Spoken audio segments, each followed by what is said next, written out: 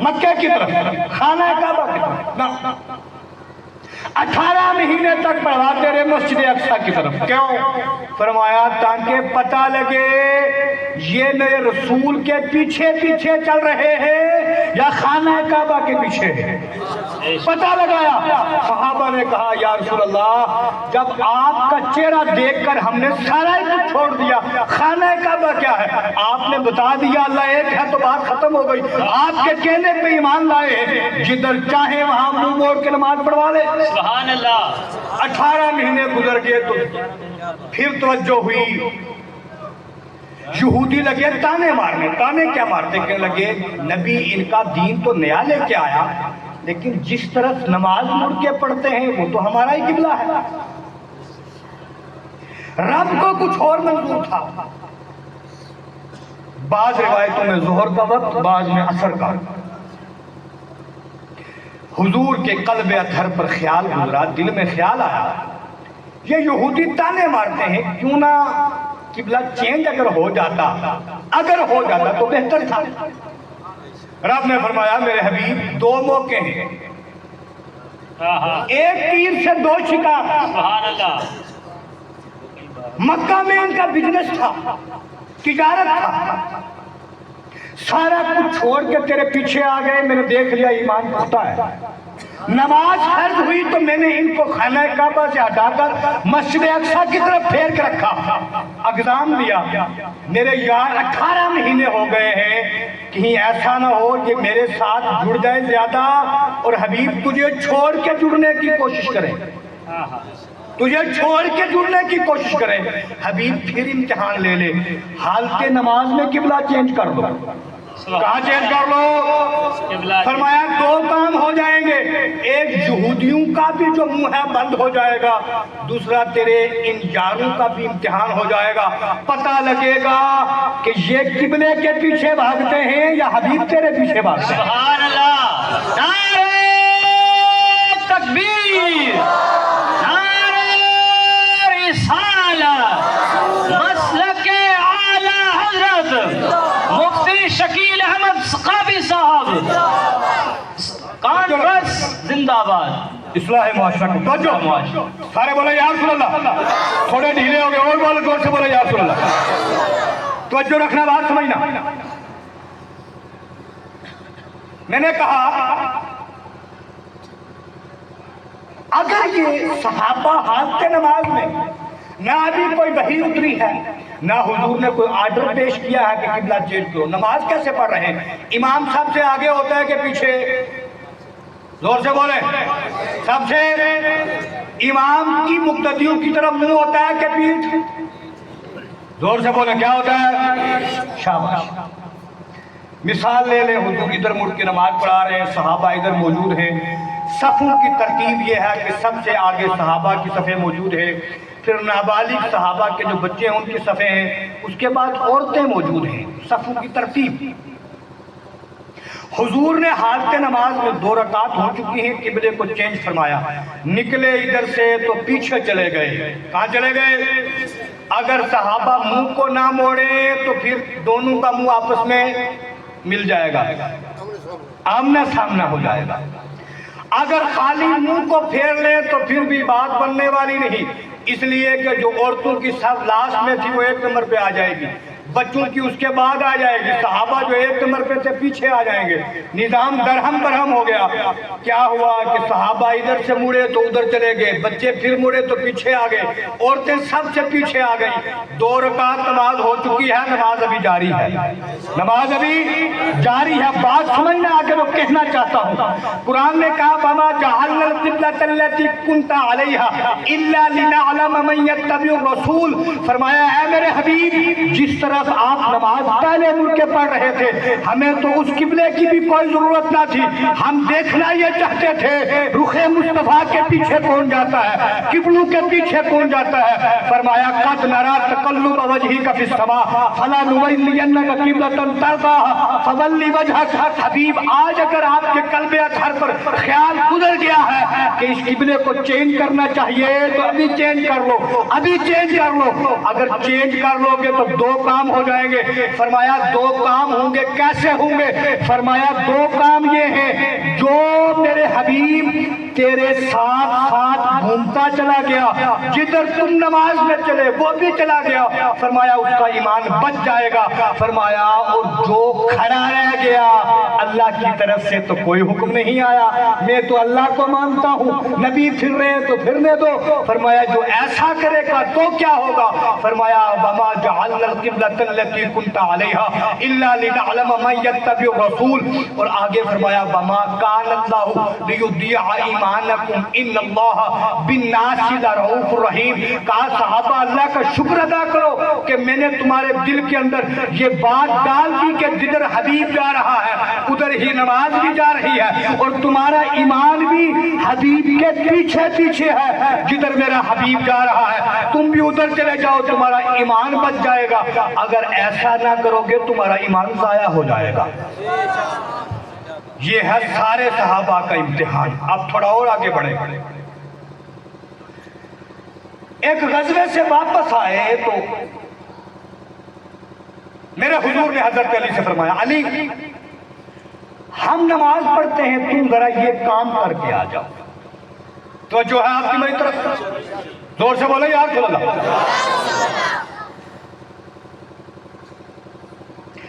باقی صحابہ مسجد نبوی میں نماز کے لیے تشریف لے گئے تو حضرت علی وہ کام جو حضور نے بتایا اس کام کو کرنے گئے.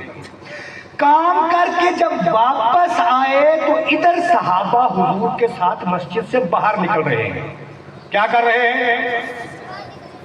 اب تو جو کر رہا میری طرف بات سمجھانا چاہتا ہوں. باپ بیٹا دونوں اس مسجد میں نماز پڑھنے آ رہے تھے. باپ نے کہا پتر وہ فلانے کی دکان بند ہو جائے گی، ذرا اس سے چینی لے لے 1 کلو، پھر آ کے نماز پڑھ لینا. باپ نماز پڑھ کے باہر نکلا، پتر چینی لے کے آ گیا. کرنا کیا چاہیے؟ باپ کو کہنا چاہیے کہ پتر جا نماز پڑھ کے میں اتنا ویٹ کرتا ہوں. یہی ہے کہ نہیں ہے؟ زور سے بولو یہی بات ہے کہ نہیں ہے؟ باپ ایسے کرتا ہے چل پتر آپ ادھر نماز پہ. ایسا ہوتا ہے کبھی؟ ایسا ہوتا ہے جی؟ نہیں. بات سمجھنا. حضور آئے نماز پڑھ کے مسجد سے باہر، صحابہ ساتھ ہیں. حضرت علی کام کر کے فارغ ہو کے واپس آئے. میرے حضور نے کیا کہنا تھا؟ علی تم بھی نماز پڑھ کے آ جاؤ. آ رہی ہے بات میں کہ نہیں آ رہی؟ علی کیا کر لو، نماز پڑھ کے آ جاؤ پھر چلتے ہیں. لیکن نہ، بازو پکڑا تو ساتھ لے کے واپس آ گئے. توجہ رکھنا میری طرف. واپس آئے فرمایا علی بیٹھ جاؤ نیچے. بٹھایا، اپنا سر مبارک حضرت علی کی گود میں رکھ لیا، آنکھوں کو بند کر لیا، اور کوئی غیب کیا تم سے نیہا، جب نہ خدا ہی چھپا تم پہ کروڑوں درود. یہ حضرت علی وہ علی ہیں کہ ابھی نماز کی فرضیت کی تو بات کی بات ہے، بعد مورخین نے لکھا ہے جب حضور نبوت کے اعلان سے قبل نماز پڑھا کرتے تھے تو حضرت علی اس وقت حضور کی نقل اتارتے تھے. سبحان اللہ. نماز اثر کی ہے. حضور نے آنکھوں کو بند کر لیا تاکہ حضرت علی کے چہرے کے جو پریشانی ہے اس سے یوں لگے حضرت علی کو کہ حضور کی آنکھیں بند رکھیں. حضرت علی برداشت کرتے رہے، ضبط کرتے رہے، لیکن تھوڑی دیر گزری، جب سورج ڈوبنے پہ آیا تو آنکھوں میں آنسو آ گئے. جو ہی سورج ڈوبا تو آنکھوں سے آنسو نکلے، رخسار رسول کے اوپر بہ اٹھے. میرے حضور نے آنکھ کھولی، فرمایا علی کیوں روتے ہو، کیا مسئلہ ہے؟ کہنے لگے یا رسول اللہ آج تک علی کی نماز کبھی قضا نہیں ہوئی، ابھی سورج غروب ہو گیا. توجہ ہے آپ کی میری طرف؟ سارے بولو یا رسول اللہ. یا رسول اللہ. میرے حضور نے فرمایا علی اتنا سا مسئلہ ہے؟ کہاں اتنا ہے. اب رکھنا توجہ رکھنا، بڑی امپورٹنٹ بات سمجھا رہا ہوں. یہ سورج دن میں چڑھا ہوا ہے، رات کو کیا جا کر روٹی کھاتا ہے؟ نہیں، ضرورت نہیں ہے کھانے کی. ڈیوٹی کرتا ہے. سورج کب ڈیوٹی کرتا ہے؟ دن میں رات میں؟ کب کرتا ہے؟ ریاسی میں دن میں ہی آتا ہے. مہور بازار میں پتہ نہیں کب آتا ہے، سردی کا موسم میں آتا ہے، نہیں بات کا پتہ نہیں.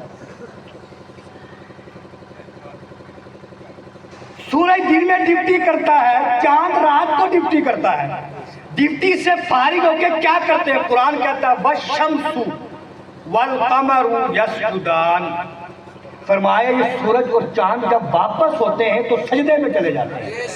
دن میں ڈیوٹی کی، رات کو چاند نے رات کو ڈیوٹی کی، دن میں سجدے میں. توجہ رکھنا.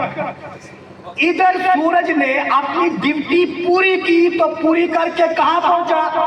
اور زور سے بولے کہاں پہنچا؟ اوے بابا بھول گیا یار تمہاری بات، کہاں پہنچا؟ اور زور سے بولو کہاں پہنچا؟ سورج سجدے میں پہنچا ڈیوٹی کرنے کے بعد. ادھر حضرت علی نے سجدہ چھوڑا ہوا ہے. حضور اٹھے، فرمایا علی کیا مسئلہ ہے؟ کہا یا رسول اللہ نماز قضا ہو گئی سب. فرمایا اتنا سا مسئلہ ہے؟ کہاں اتنا ہے؟ حضور کے حدیث کے الفاظ کو سننا جو میں کوٹ کرنا چاہتا ہوں اور اپنے ایک موضوع کو ختم کر کے دوسری کی طرف آتا ہوں. توجہ. فرمانے لگے، ہاتھ اٹھائے اور فرمایا اللہم انا علی کان فی اطاعت اللہ و فی اطاعت الرسول. سبحان اللہ. اور سنو بات سمجھو کہ نماز چھوڑنا تو اللہ کی نافرمانی ہے. بات کو سمجھنے کی، سمجھانے کے لیے عرض کر رہا ہوں. نماز پڑھنا اللہ کی اطاعت اور چھوڑنا اللہ کی نافرمانی. توجہ رکھنا. بابا تکلیف نہ کرو میری یار، اگر تو میری بات سمجھ جائے گا تیرے 100 روپے سے زیادہ میرے اوپر احسان ہے. بات سمجھنا، بات سمجھنا. قربان تیرے ہاتھوں کو تو میرے پاس آیا، لیکن اتنے ذوق سے میری بات سمجھ کے چلا جائے گا تو مجھے یہ 1 لاکھ سے بھی بھاری ہے، کیونکہ یہ اللہ کا دین بڑا مہنگا ہے. اگر ایک بندہ بھی چلا گیا نا تو ہم رات کو، ہم مولوی بڑے گنہگار بندے ہیں، مسکین بندے ہیں، رات کو ہم اپنا محاسبہ کرتے ہیں، پوچھتے ہیں اپنے آپ کو اوے بتا اگر ابھی رات کو موت آ جائے تو کیا ہوگا تیرا؟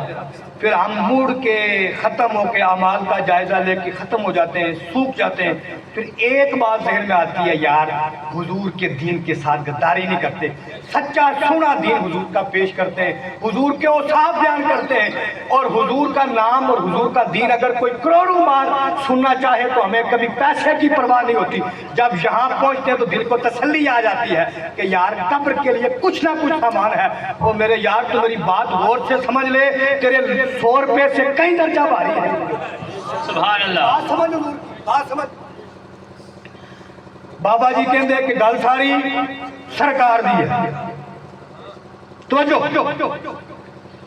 مولوی کے لیے اس سے بڑا انعام کیا ہے کہ کوئی بندہ دین کی ایک بات سن کے چلا جائے. سبحان اللہ.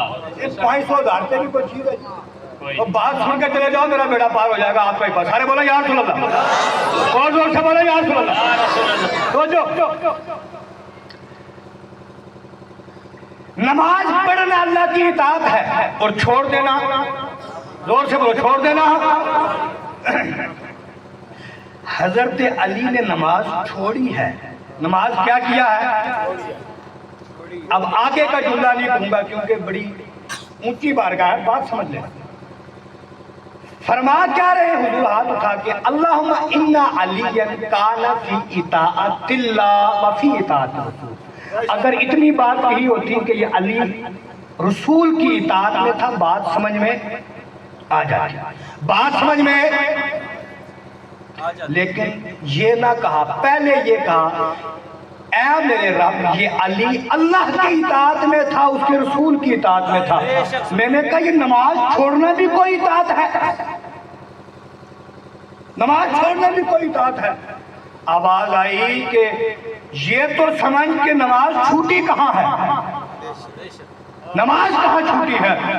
فرمایا اتنے الفاظ کہے اور کہنے کے بعد گویا کہ رب کی طرف سے یوں حکم ہوا.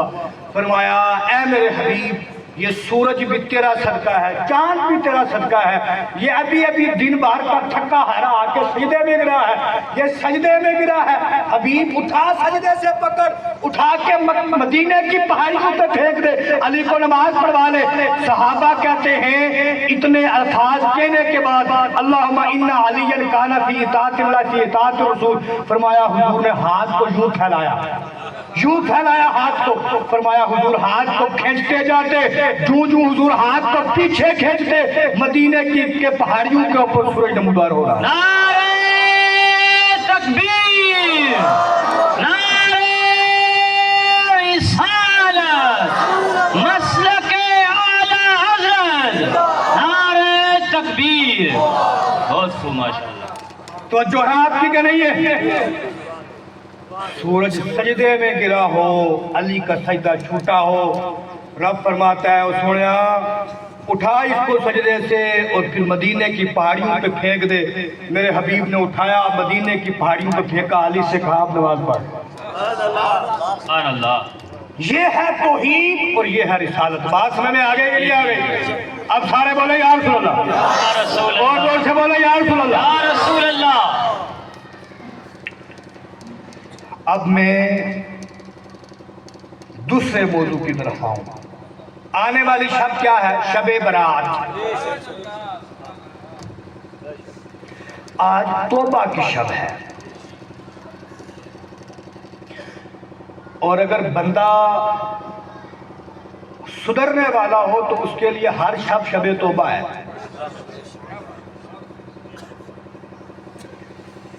حضور کی حدیث کا مفہوم سنے، میرے نبی نے ارشاد فرمایا، کہا اوے میرے یارو تمہیں پتہ ہے کہ جب کوئی بندہ توبہ کرتا ہے تو اللہ پاک کو کتنی خوشی ہوتی ہے۔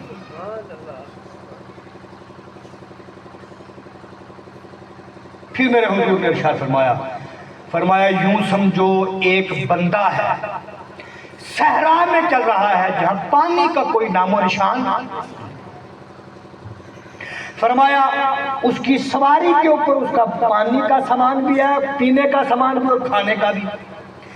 ایک جگہ وہ سستانے کے لیے دوپہر کے وقت درخت کے نیچے رکا، سواری کو کھڑا کیا، آنکھ لگی تو سو گیا، جب آنکھ کھلی تو دیکھا سواری پاس سے غائب ہے کہاں؟ صحرا کے اندر، نہ تو میلوں دور تک پیچھے پانی، نہ آگے پانی، نہ دائیں پانی، نہ بائیں پانی۔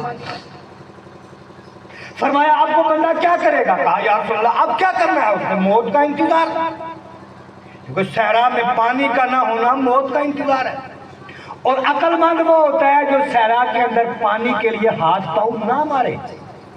آ رہی ہے بات میں کہ نہیں آ رہی ہے؟ آپ بولیں گے مولوی صاحب عجیب بات کرنا، ریئلٹی یہ ہے، کہتے ہیں صحرا قاتل ہوتا ہے، دوڑا کے مارتا ہے۔ جب بھوک پیاس تیز ہوتی ہے تو صحرا کے اندر آپ دیکھیں گے دور ریت چمکتی نظر آئے گی، لگے گا پتہ وہاں پانی ہے، دوڑ کے وہاں جائیں گے، وہاں دیکھیں گے وہاں تو کچھ نہیں، پھر دوڑ کے آگے جائیں گے۔ اسی لیے بولتے ہیں صحرا قاتل ہوتا ہے، اور یہ سراب دکھاتا ہے، آنکھوں کو دھوکہ دیتا ہے کہ پانی موجود ہے، ہوتا کچھ نہیں۔ فرمایا صحابہ کیا کرنا چاہیے اس بندے کو؟ فرمایا اس کو اسی درخت کے نیچے لیٹ کر موت کا انتظار کرنا چاہیے۔ سواری غائب ہے، پانی نہیں ہے، انتظار موت کا۔ میرے حضور نے فرمایا بات سمجھو، اگر پھر سے لیٹا، آنکھ لگ گئی اور اچانک وہ سواری واپس آ کے اس کے پاس کھڑی ہو جائے،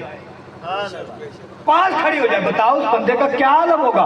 کہا یا رسول اللہ قابل بیان بات نہیں ہے، اس کو تو زندگی جو اس کے ہاتھ سے نکل چکی تھی، موت کا منتظر تھا، اس کو دوبارہ زندگی مل گئی۔ فرمایا جتنی خوشی اس کو اس وقت ہوتی ہے، فرمایا جب کوئی بندہ اللہ کی بارگاہ میں توبہ کرتا ہے، اللہ پاک کو بھی اس وقت اتنی ہی مسرت ہوتی ہے جب کوئی بندہ اس کی بارگاہ میں آ کے توبہ کر لیتا ہے۔ توجہ رکھیں، جتنے جوان میرے پیچھے آس پاس بیٹھے ہیں، جوانوں کا کیا دستور؟ گھر میں بیٹھا ہے، ماں جا کے چکی سے آٹا آ رہی ہے، کڑیے جوان 20-25 سال کا، وہ سنیا تیرے جسم میں جو خون ہے یہ کس کا ہے؟ وہ تیری جوانی جو ہے یہ تیرے باپ کا خون، یہ تیرا باپ وہ اس ٹائم بوڑھا شجر ہو گیا جس کے پتے سوکھ گئے، اس کے پتے یوں نہ سوکھے کہ تجھے جوان کرتے ہوئے سوکھ گیا۔ تو بڑھاپے میں اس بابا کا آسا ہے، اس بابا کا سہارا ہے تو۔ بوڑھی ماں جس نے تجھے اپنا خون پلایا، 25 کلو کا یہ مائی گڑبا پانی کا سر پہ اٹھا کے لاتی تھی جوانی میں، اس کو کوئی اثر نہ ہوتا تھا۔ اور تیرے جیسے جوان پتر کو پالتے پالتے اب اس کے بال بھی سفید ہو گئے، ہڈیاں بھی جھک گئی۔ سنیا تو 25 سوال کیا ہے، تو کہتا ہے نا میں نے IAS کرنا ہے، KS کرنا ہے، میں بڑی محنت کر رہا ہوں۔ پھر ماں کبھی کیا دے پتر جا ذرا پانی کا گڑبا لے، پانی دے۔ پھر پتر کا جوان کی جواب کیا ہوتا ہے؟ اور ماں یا تو پڑھنے میں یا کام کروا لے۔ بابا مزدوری کر کے آتا ہے، مزدوری کر کے شام کو جوان پتر کہتا ہے اوے بابا خشکی ہو گیا۔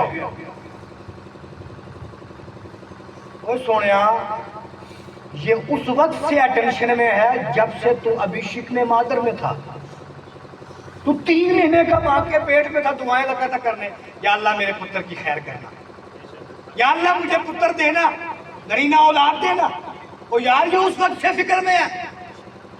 جب تو پیدا ہوا رات کو تیری ایک چیخ نکل گئی، یہ تیرا بابا دن بار مزدوری سے تھکا ہارا رات کو گھر آیا تھا، یہ کھڑا ہو گیا پاس میں۔ یار کسی ڈاکٹر کو فون کرتے ہیں پتر کو کیا ہوا، کیوں پریشان ہے؟ آج جب یہ باپ تجھے اپنی ساری زندگی کی کمائی دے چکا، جوانی تیرے حوالے کر دی، سارا کچھ تیرے حوالے کر دیا، آج تجھے یہ بابا خشکی نظر آنے ہو گیا۔ وہ سارا کچھ تو نے بابا کا چوس لیا ہے، آپ کون سی تری مانگتا ہے؟ کیا ڈھونڈتا ہے اس بابے کے پاس؟ سن میری بات، کڑیل جوان، اشو کا مہینہ، پتر اندر بیٹھ کے پڑھ رہا ہے۔ اوے میرے یار بات سمجھ، اگر باتیں خالی پڑھنے تک محدود ہوتی، دہلی کے اندر جتنے کیس اور IAS اور جموں کے اندر کوچنگ سینٹر کھلے ہیں، یہ سارے وہ لوگ ہیں جو پڑھ پڑھ کے پہاڑ بنے، پڑھ پڑھ کے کیا بنے، اور اس کے بعد یہ IAS KS والوں کو پڑھا رہے ہیں، لیکن پڑھا رہے ہیں خود نہیں بن سکتے۔ نہیں آئی بات سمجھ؟ خود بات کیا سمجھ میں آئی کہ یارو بات خالی پڑھنے سے نہیں رکتی، بات آ کر وہاں پہنچتی ہے، پڑھنا تمہارا کام ہے، بات آ کر دعاؤں تک پہنچتی ہے۔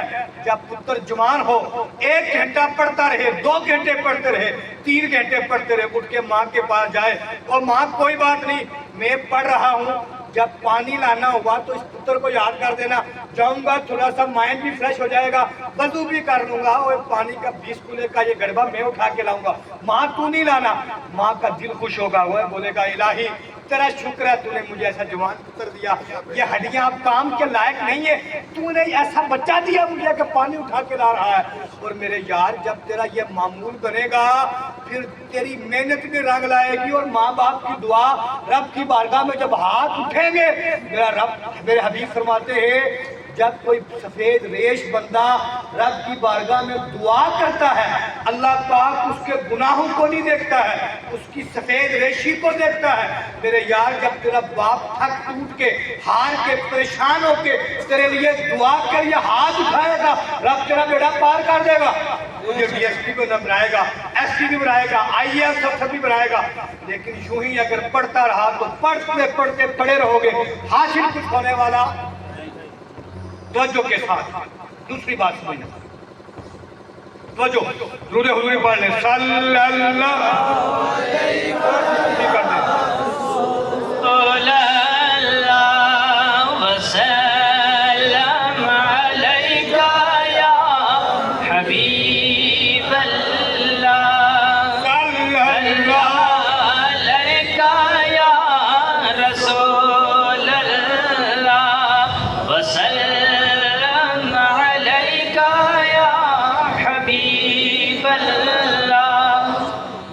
توجہ رکھا، توجہ تھوڑا ہی کو کم کر، توجہ۔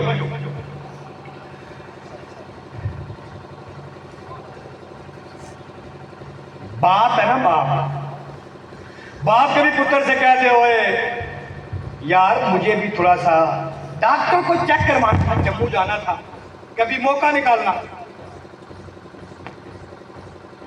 صورتحال یہ ہوتی ہے کہ